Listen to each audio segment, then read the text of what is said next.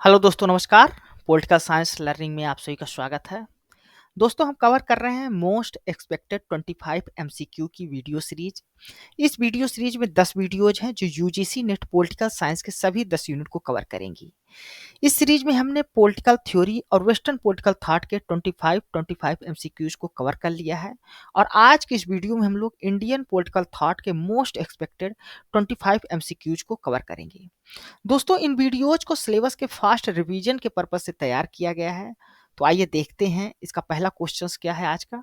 First question है to Kautilya the concept रूप दर्शक मीन। तो कौटिल्य का जो कॉन्सेप्ट है रूप दर्शक, उसका क्या मतलब होता है? Beauticians, magistrate, inspector of coin या जमींदार। तो ये जो रूप दर्शक टर्म यूज करते हैं इंस्पेक्टर ऑफ क्वाइन के लिए यूज करते हैं। तो कौटिल्य अपनी पुस्तक अर्थशास्त्र में रूप दर्शक टर्म इंस्पेक्टर ऑफ क्वाइंस के लिए यूज करते हैं। ये ऑफिशियल्स होते हैं जो रिस्पॉन्सिबल्स होते हैं मिंटिंग और सर्कुलेशन ऑफ द करेंसी को देखने के लिए, जिसमें ये इंश्योर करते हैं कि जो करेंसी है उसकी क्वालिटी मेंटेन रहे, उसका जो वेट है वो मेंटेन किया जाए और साथ साथ जो ऑथेंटिसिटी है क्वाइंस की उसको भी मेंटेन किया जाए।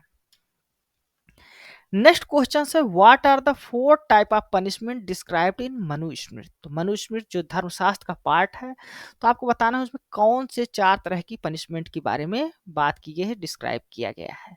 तो इसमें बात किया गया है आपका वर्बल, मॉनिटरी, मेंटल और फिजिकल। इन 4 तरह की पनिशमेंट की बात की गई है मनुस्मृति में, ठीक ना। तो मनुस्मृति में 4 तरह की जो पनिशमेंट है उनको याद रखिएगा। वर्बल जिसको वाकदंड भी कहा जाता है, तो हिंदी टर्म भी याद रखिएगा, ऑप्शंस में कभी कभी हिंदी टर्म दे दिया जाता है एग्जाम्स में। मॉनिटरी जिसको धन दंड कहा जाता है, मेंटल जिसको मानस दंड कहा जाता है और फिजिकल जिसको शरीर दंड कहा जाता है। तो ये 4 प्रकार के दंड की बात यानी पनिशमेंट की बात मनुस्मृति में की गई है सोशल ऑर्डर को मेंटेन करने के लिए। नेक्स्ट क्वेश्चन है who among the following had started two weeklies the Karmayogini and the Dharma. तो कर्मयोगिनी और धर्मा ये जो वीकली दो हैं इसको किसके द्वारा स्टार्ट किया गया था? तो इन दोनों वीकली को स्टार्ट किया गया था श्री अरविंदो के द्वारा। तो श्री अरविंदो स्टार्ट करते हैं 2 वीकली जिनका नाम होता है कर्मयोगिनी और धर्मा। कर्मयोगिनी को स्टार्ट करते हैं 1909 में जो इंग्लिश में पब्लिश होता है। वहीं पर इनका जो धर्मा है ये बंगाली लैंग्वेज में इसको स्टार्ट करते हैं। श्री अरबिंदो के द्वारा लिखी गई कुछ प्रमुख पुस्तकें हैं उनको भी याद रखिएगा, ये एग्जाम्स में पूछी जा सकती है या क्रोनोलॉजिकल ऑर्डर पूछा जा सकता है। तो याद रखिएगा लाइफ डिवाइन इनकी 1939 में पब्लिश होती है। द ह्यूमन साइकिल 1949 में पब्लिश होता है। The ideal of human unity 1949 में पब्लिश होता है। ऑन द वेदास 1956 में पब्लिश होता है। कलेक्टेड पोएम्स एंड प्लेस 1942 में पब्लिश होता है। एसेज ऑन द गीता 1922 में पब्लिश होता है। सिंथेसिस ऑफ योगा 1948 में और सावित्री अ लीजेंड एंड सिंबल 1952 में पब्लिश होती है। नेक्स्ट क्वेश्चन है Ram Manohar Lohia was oppose to. तो राम मनोहर लोहिया किन जो तो विचारधारा का अपोज करते हैं, आइडियोलॉजीज का? तो कैपिटलिज्म और कम्युनिज्म इन दोनों का अपोज करते हैं। सोशलिज्म के सपोर्टर रहते हैं और डिसेंट्रलाइजेशन ऑफ पावर्स की भी बात करते हैं। तो यहाँ पर अपोज किसका किसका किया गया है? कैपिटलिज्म और कम्युनिज्म, यानी ऑप्शन नंबर फर्स्ट यहाँ पर आपका सही है। तो Ram Manohar Lohia Indian socialist leaders हैं जो कैपिटलिज्म और कम्युनिज्म का विरोध करते हैं। साथ साथ इंट्रोड्यूस करते हैं चौखंबा राज्य का कॉन्सेप्ट जो डिसेंट्रलाइजेशन ऑफ पावर की बात करते हैं। इसमें 4 लेवल्स बताते हैं, विलेज, डिस्ट्रिक्ट, स्टेट और सेंटर। ये जो होते 4 पिलर्स के रूप में कार्य करते हैं, ठीक। इसी को चौखंबा राज्य कहते हैं। राम मनोहर लोहिया जो है तो फार्म करते हैं आजाद दस्ता भारत छोड़ो आंदोलन के समय। ये एक अंडरग्राउंड ग्रुप था आजाद दस्ता। इनके कुछ प्रोग्राम्स भी हैं, इनको भी याद रखिएगा। दाम बांधो ये प्रोग्राम चलाते हैं, जाति तोड़ो के खिलाफ काम करते हैं, अंग्रेजी हटाओ के लिए और हिमालय बचाओ, ये 4 प्रोग्राम ये लॉन्च करते हैं। साथ साथ ये कुछ पावरफुल पीपल्स मूवमेंट्स हैं इनको भी लीड करते हैं, जिसमें ये पुर्तगाली जो कॉलोनियल रूल था उसके खिलाफ ये गोवा में संघर्ष करते हैं, उसको लीड करते हैं। और साथ साथ restoration of democracy in Nepal में जो है तो डेमोक्रेसी को रिस्टोर करने के लिए भी ये जो मूवमेंट चलाया जाता है उसको लीड करते हैं। राम मनोहर लोहिया के कुछ मेजर्स वर्क हैं उनको भी याद रखिएगा। ये जनरल लिखते हैं मैनकाइंड और इनकी जो कुछ बुक्स हैं इनको भी याद रखिएगा। उनका क्रोनोलॉजिकल ऑर्डर पूछा जाता है एग्जाम। तो एस्पेक्ट ऑफ सोशलिस्ट पॉलिसी 1952 में पब्लिश हुई थी, ये पूछा गया है एग्जाम्स में। व्हील ऑफ हिस्ट्री 1955 में पूछा गया है, 1955 में पब्लिश होता है। द कास्ट सिस्टम इनकी बुक 1964 में पब्लिश होती है। Fragment of the world mind 1949 में पब्लिश होती है। Guilty man of India's partition 1917 में पब्लिश होती है। इसी प्रकार मार्क्स, गांधी और सोशलिज्म इनकी बुक है, ये भी एग्जाम्स में आया हुआ है, तो 1963 में पब्लिश होता है। India, China and northern frontier 1963 में ये बुक पब्लिश होती है।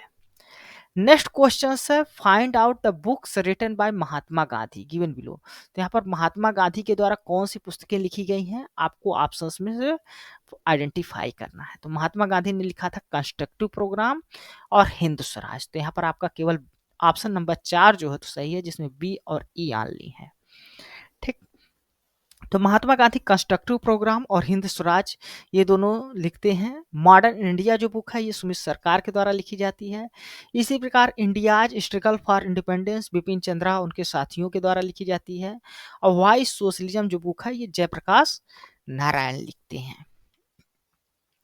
महात्मा गांधी की जो स्वराज बुक है वो स्वराज का कॉन्सेप्ट है उनकी पुस्तक हिंद स्वराज में कंटेन है। जो हिंद स्वराज बुक है ये 1909 में पब्लिश होती है। महात्मा गांधी के द्वारा चलाए गए कुछ न्यूज़पेपर और जर्नल्स हैं, इनको भी याद रखिएगा। इंडियन ओपिनियन न्यूज़पेपर था इनका, यंग इंडियन वीकली जनरल था, नवजीवन इनका न्यूज़पेपर था, और हरिजन जो है तो वीकली न्यूज़पेपर था जो इंग्लिश में पब्लिश्ड होता था। साथ साथ महात्मा गांधी को महात्मा का टाइटल रविन्द्रनाथ टैगोर के द्वारा दिया जाता है। इनके जो गुरु होते हैं पॉलिटिकल वो गोपाल कृष्ण गोखले होते हैं। सत्याग्रह जो शब्द है इनके भाई मंगल लाल ने इनको सजेस्ट किया था। और इनकी जो बायोग्राफी है ऑटोबायोग्राफी वो माई एक्सपेरिमेंट विथ ट्रूथ है।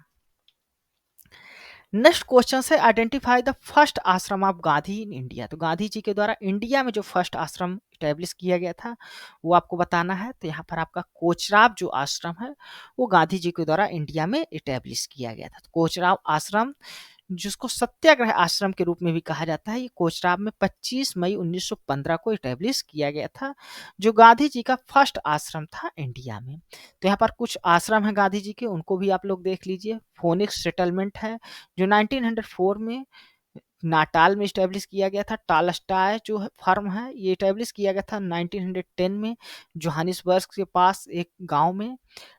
और कर कोचराब जो आश्रम है ये फर्स्ट आश्रम इंडिया में था जिसको गांधी जी ने स्टैब्लिश किया था 1950 में अहमदाबाद के पास।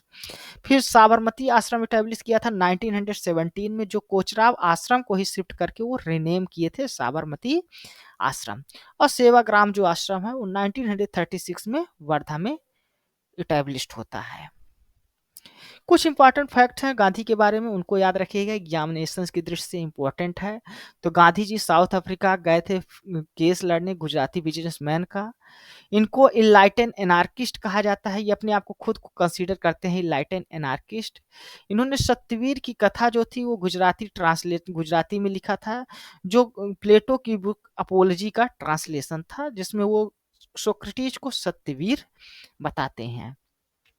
साथ साथ इन्होंने ट्रांसलेट किया था जॉन रस्किन्स की पुस्तक अनटू दिस लास्ट सर्वोदया के रूप में, ठीक ना, ये भी गुजराती में ही इन्होंने ट्रांसलेट किया था। नेक्स्ट क्वेश्चन है, who among the following form the league of the radical congressman. तो league of the radical congressman की जो फॉर्म किया गया था ये किसके द्वारा किया गया था, तो ये एम.एन.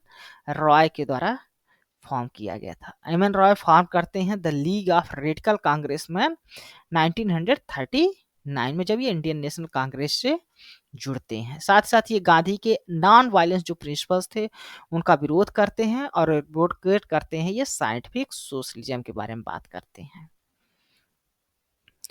यहाँ पर आपको दो लिस्ट दी हुई है, आपको इनको करेक्टली मैच कराना है, ठीक ना। एक लिस्ट में आपको कुछ थिंकर्स दिए हैं और उनसे जुड़े हुए फैक्ट्स दिए हैं, तो आपको करेक्टली मैच कराना है। तो वेद व्यास जो है तो महाभारत लिखते हैं, कौटिल्य जो है तो सप्तांग थ्योरी देते हैं, राजा राम मोहन राय पायनियर माने जाते हैं इंडियन रेनेसेंस के, और वहीं पर जो गोपाल कृष्ण गोखले हैं ये पॉलिटिकल गुरु थे महात्मा गांधी के। तो आपका करेक्ट आंसर क्या हो गया, ए का सेकंड हो गया। और बी का आपका थर्ड ऑप्शन हो गया, सी का फोर्थ हो गया और डी का फर्स्ट हो गया। यानी फर्स्ट नंबर जो ऑप्शन है यहाँ पर वो आपका करेक्ट है, ठीक ना। वेद व्यास महाभारत से संबंधित है। कौटिल्य ने सप्तांग थ्योरी दिया था। राजा राम मनोहर राय को पायनियर माना जाता है इंडियन रिनेसेंस का। और गोपाल कृष्ण गोखले पॉलिटिकल गुरु थे गांधी के।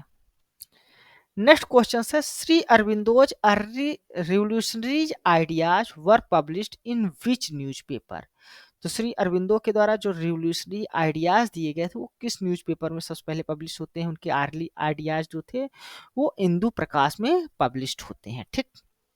साथ साथ इनके आर्टिकल जो थे वो वंदे मातरम में भी पब्लिश होते हैं, लेकिन बाद में पब्लिश होते हैं 1906 के बाद, जब वो एक्टिव रूप से पार्टिसिपेट करते हैं पॉलिटिक्स में।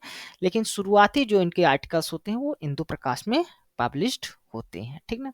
तो पॉलिटिकल अरविंदो की जो फर्स्ट पॉलिटिकल राइटिंग देखने को मिलती है वो एंग्लो मराठी न्यूज़पेपर इंदु प्रकाश में देखने को मिलती है, जिसमें ये ब्रिटिश के जो रूल है उसको क्रिटिसाइज करते हैं, डायरेक्ट क्रिटिसाइज करते हैं और साथ साथ ही कंप्लीट इंडिपेंडेंस की बात करते हैं, पूर्ण स्वराज की बात करते हैं।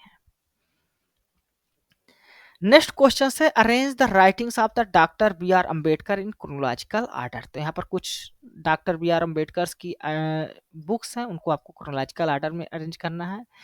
एनहिलेशन ऑफ द कास्ट 1936 में लिखी जाती है। हु वर द शूद्राज इनकी 1946 में लिखी जाती है।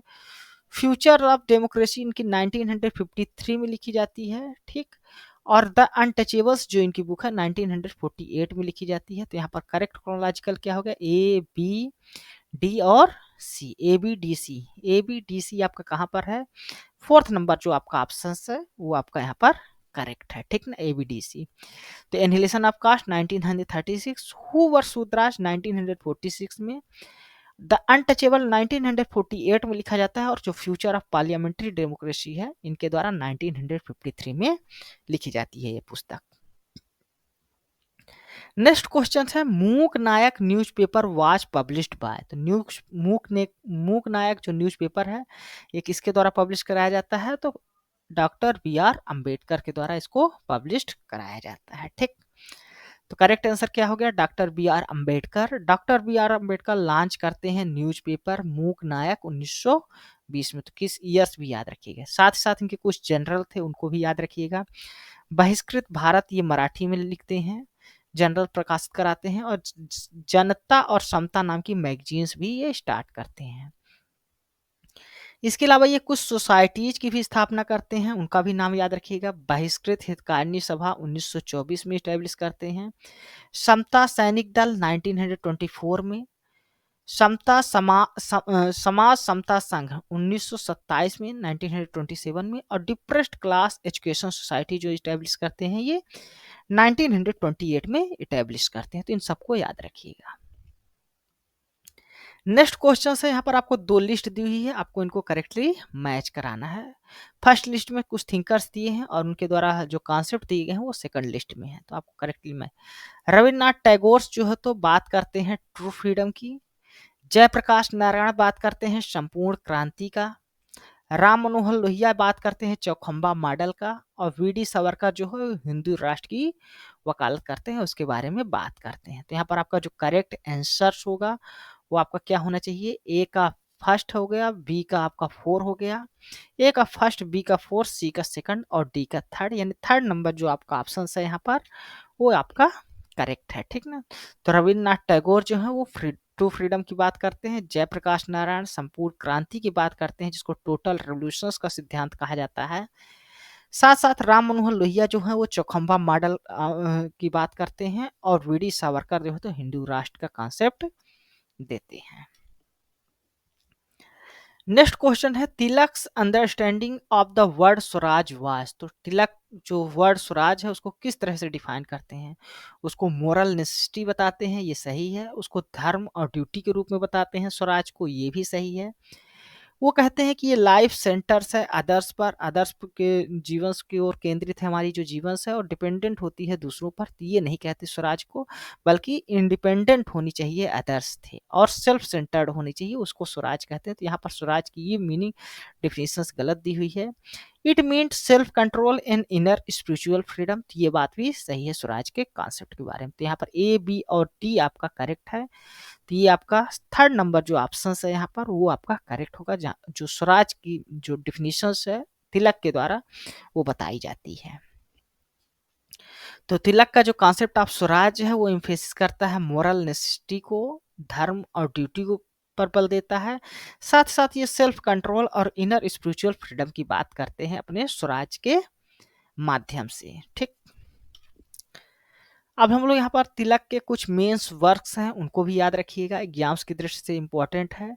The Orion researchers into antiquity of the Vedas 1893 में पब्लिश होती है इनकी book. The Arctic home in Vedas 1903 में पब्लिश होती है। वैदिक क्रोनोलॉजी एंड वेदांत ज्योतिषी ये 1925 में पब्लिश होती है इनकी बुक। श्रीमद् भगवद गीता रहस्य इन 2 वॉल्यूम में पब्लिश होती है। इसको कर्म योग शास्त्र भी उस बुक को कहा जाता है, तो ये भी तिलक की एक बुक है। साथ साथ इनकी 2 वीकली इंग्लिश मैगजीन्स है, एक है मराठा इंग्लिश मैगजीन्स है वीकली मराठा, और मराठी लैंग्वेज में इनकी वीकली है केसरी। तो इन मराठा और केसरी इनकी 2 वीकली भी है, जिसमें मराठा जो है तो इंग्लिश लैंग्वेज में प्रकाशित होती है और जो केसरी है वो मराठी लैंग्वेज में। ये फाउंडर माने जाते हैं all India home rule league के। साथ साथ ये गणेश चतुर्थी और शिवाजी जयंती जैसे सार्वजनिक महोत्सव का भी शुरुआत जो है तो पॉपुलराइज्ड करते हैं।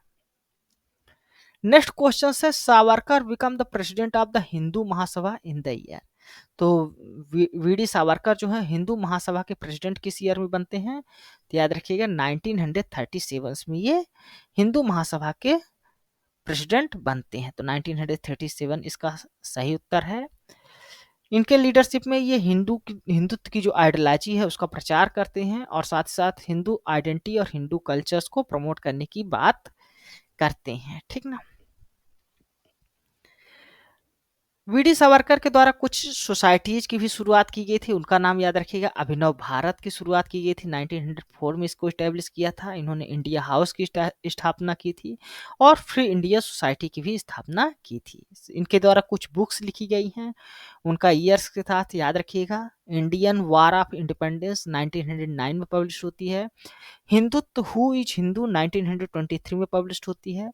मेरा आजीवन कारावास इनकी पुस्तक है। काला पानी इनकी पुस्तक है। मोपला इनकी पुस्तक है 1967 में पब्लिश होती है। ये जो है तो 1857 के वार को फर्स्ट इंडिपेंडेंस वार कहते हैं। ठीक ना। साथ साथ ये इनकी जो आइडियोलॉजी है उनकी आइडियोलॉजी पर आरएसएस की स्थापना हुई है, लेकिन इन्होंने कभी भी आरएसएस को ज्वाइन नहीं किया है। 1970 में प्राइम मिनिस्टर इंदिरा गांधी जो है तो इनके नाम से पोस्टल स्टैंप भी जारी करती हैं, तो ये भी याद रखिएगा, इंपॉर्टेंट फैक्ट है। नेक्स्ट क्वेश्चन है identify the correct sequence of M N Roy's activities events in ascending order. तो यहाँ पर एम एन राय के बारे में कुछ एक्टिविटीज या उनके जीवन से जुड़ी हुई कुछ इवेंट्स हैं, तो आपको इनको करेक्ट क्रोनोलॉजिकल ऑर्डर में अरेंज करना है। ये फॉर्म करते हैं league of the radical congressman, ये इसकी स्थापना ये 1939 में फॉर्म करते हैं। इसको डिजॉल्व करते हैं इनके द्वारा जो रेडिकल डेमोक्रेटिक पार्टी, इसकी स्थापना 1940 में करते हैं, लेकिन इसको डिजॉल्व करते हैं 1948 में। एक्सपेल हो जाते हैं फ्रॉम द कमिंटर, जो कम्युनिस्ट इंटरनेशनल सोसाइटी होती है उससे, तो ये 1929 में इनको एक्सपर्ट किया 1929 में इनको एक्सपेल किया जाता है, बाहर किया जाता है। लेनिन से कब मिलते हैं मॉस्को में, तो 1920 में लेनिन से ये मुलाकात करते हैं। ठीक, तो यहाँ पर आपका करेक्ट क्रोनोलॉजिकल होगा, सबसे पहले थर्ड होगा, फिर सेकंड होगा, फोर्थ होगा, सेकंड थर्ड होगा, फिर उसके बाद आपका फर्स्ट आएगा, फिर आपका लास्ट में सेकंड आएगा। फर्स्ट नंबर जो आपका ऑप्शन है यहाँ पर, नहीं सॉरी, फोर्थ नंबर ऑप्शन आपका यहाँ पर करेक्ट है। सेकंड नंबर बी नंबर आपका ऑप्शन यहाँ पर करेक्ट है। लेने से 1920 में मिलते हैं। कमिटन जो है उससे 29 में इनको एक्सपेल कर दिया जाता है आइडियोलॉजिकल डिफरेंसेस की वजह से। League of the radical congressman की जो स्थापना करते हैं 1939 में इसको फॉर्म करते हैं।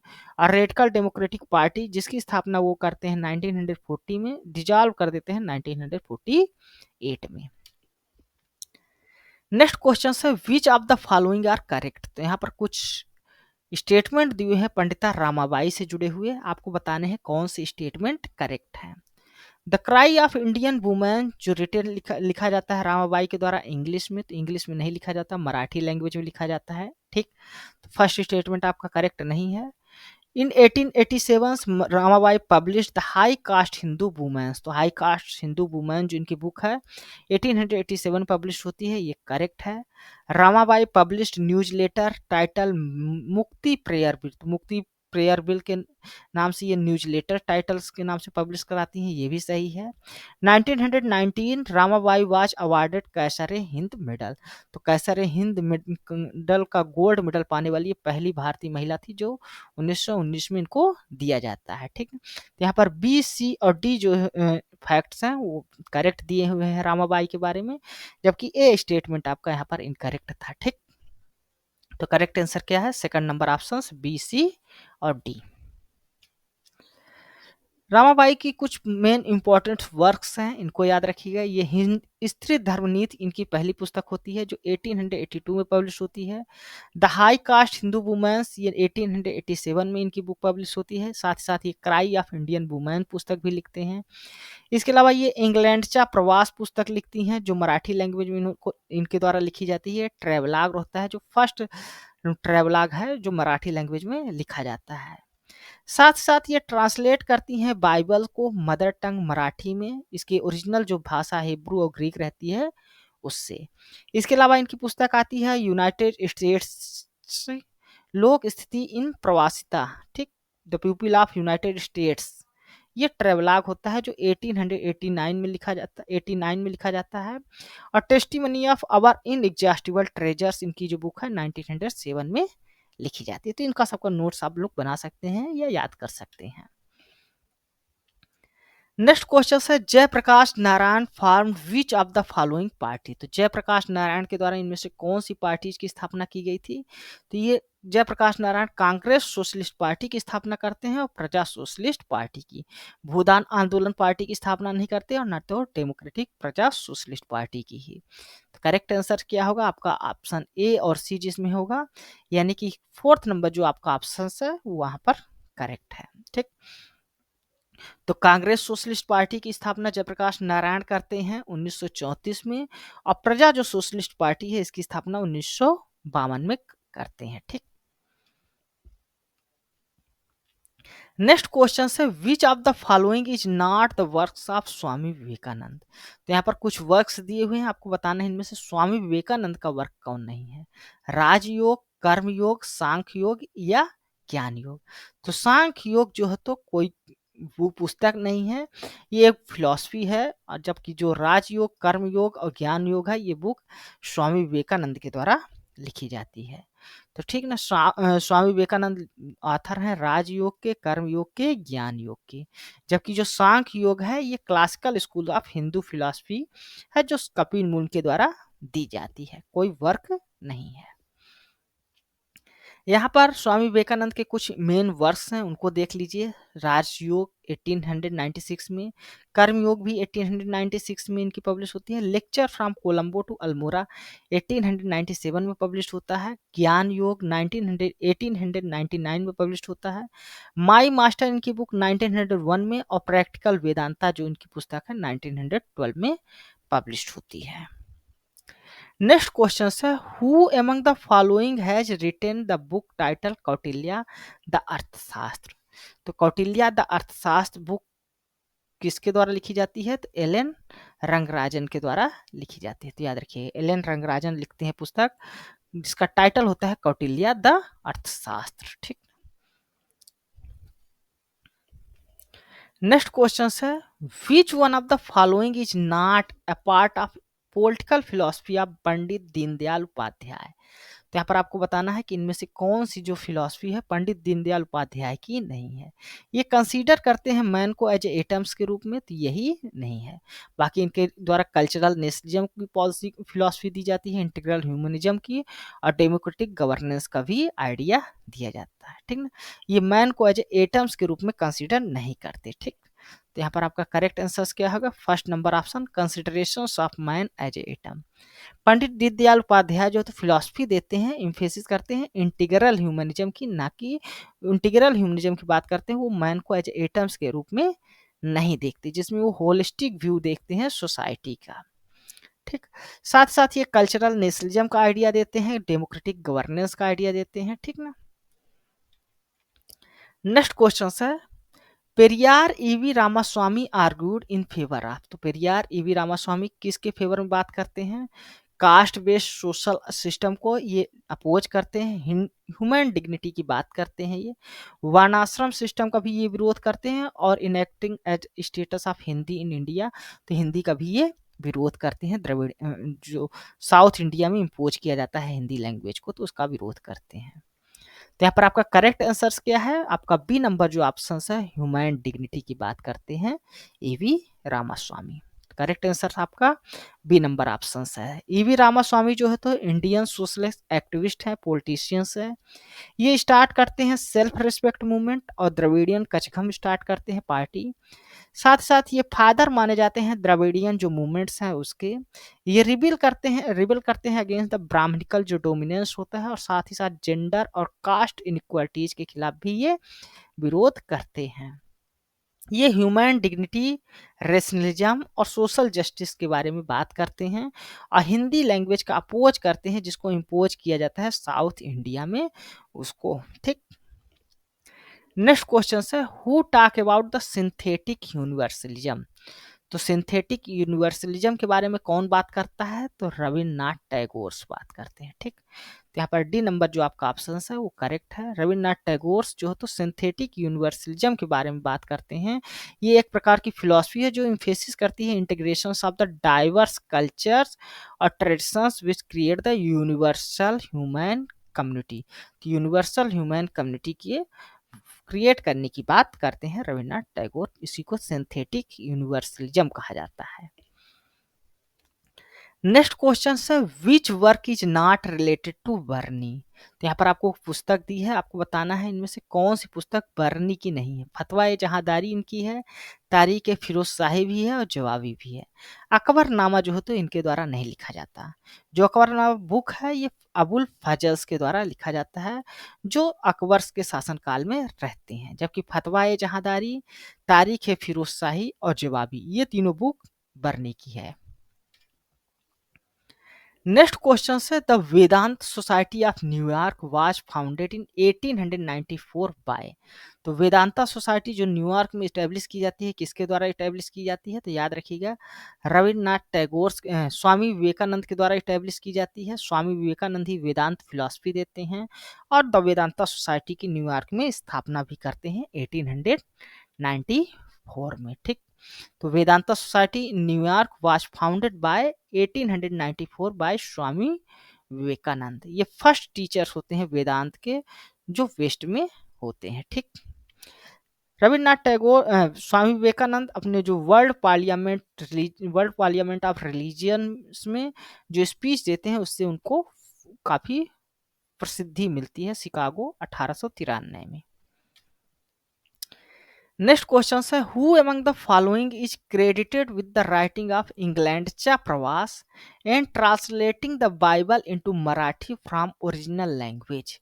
तो इनमें से किसको जो तो ये क्रेडिट दिया जाता है कि उन्होंने इंग्लैंडचा प्रवास लिखा था पुस्तक, और बाइबल को जो है तो ट्रांसलेट किया था मराठी में उसकी ओरिजिनल लैंग्वेज जो थी। तो ये पंडिता रामाबाई ने किया था। ठीक ना, पंडिता रामाबाई की पुस्तक है इंग्लैंडचा प्रवास। साथ साथ इन्होंने बाइबल को ट्रांसफर किया था मराठी से उस मराठी लैंग्वेज में, उसकी जो ओरिजिनल लैंग्वेज हिब्रू है उससे। ठीक, तो करेक्ट आंसर क्या है? पंडिता रामाबाई। इनको इंग्लैंडचा प्रवास जो बुक है उसको लिखने के लिए क्रेडिट दिया जाता है। साथ साथ इन्होंने बाइबल्स को ट्रांसलेट किया था मराठी जो ओरिजिनल लैंग्वेज है। तो धन्यवाद दोस्तों, ये था हमारा इंडियन पॉलिटिकल थॉट के मोस्ट एक्सपेक्टेड 25 एमसीक्यूज। यह वीडियो आपको कैसा लगा है अपने कमेंट्स के माध्यम से हमें जरूर बताइएगा। साथ ही साथ आप हमारे इस वीडियो को अपने दोस्तों के साथ भी शेयर करें, इस वीडियो को लाइक करें, हमारे इस चैनल को सब्सक्राइब कर लें ताकि जो इस तरह की वीडियोज हैं वो आपको मिलती रहे। धन्यवाद, थैंक यू।